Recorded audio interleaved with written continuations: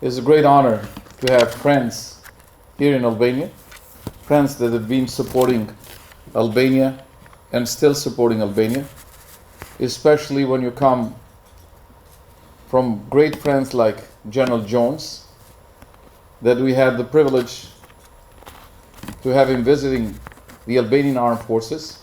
I've had the privilege to serve in these positions in the government, but the best I have got is to keep the friendship and develop that through the years.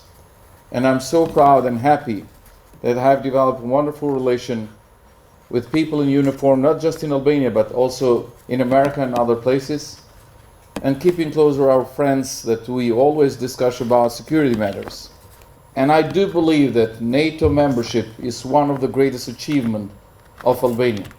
And as I said, I cannot add more to what Prime Minister Berisha says during the NATO summit.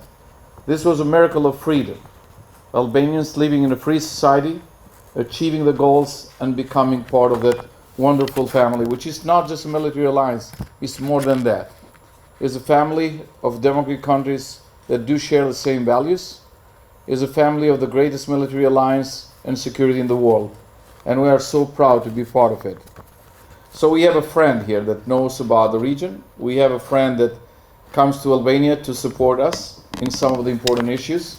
And I'm so proud and honored to invite General Wheeler to talk about NATO and the challenges of today and the importance for the Balkans. Because security and stability is something very important, but without democracy it's not going to stay for long. And that's what we are facing right now in Albania, and a lot of friends here might have questions about that. But still, thank you very much, General Wheeler. And I agree. It's a great pleasure and honor to have you here, and I want to thank everybody here.